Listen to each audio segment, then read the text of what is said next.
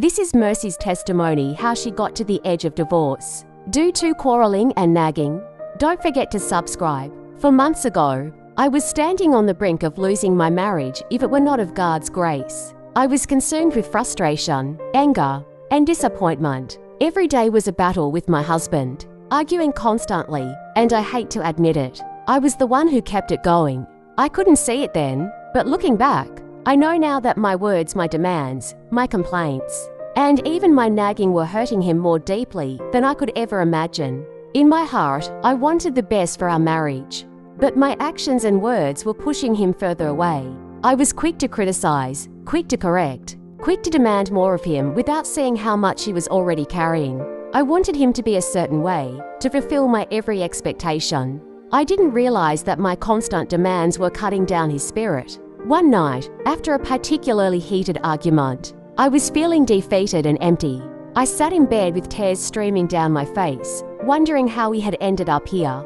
That's when I reached for my Bible, desperate for answers, for guidance, for anything that could help me understand. I opened to Proverbs 21 verses 9, where it says, "It is better to dwell in a corner of the housetop than with a brawling woman in a wide house." I read it over and over, and each time, those words pierced my heart a little deeper. God was showing me exactly what my husband had been experiencing.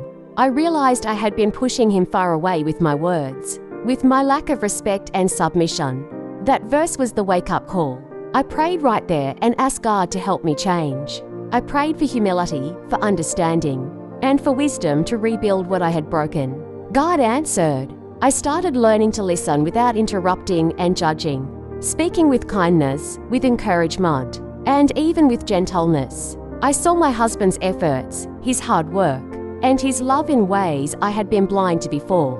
I learned practical communication strategies, expressing appreciation for the little things he did. Instead of demanding my way, I asked for his opinions, showing him that I trusted his judgment. And as I changed, so did he. We started connecting again. We laughed together, shared our dreams, and started working as a team again. My marriage wasn't just surviving, it was healing. Now, I know there might be women watching who feel like they're in that same place, maybe even teetering, on the edge of losing everything.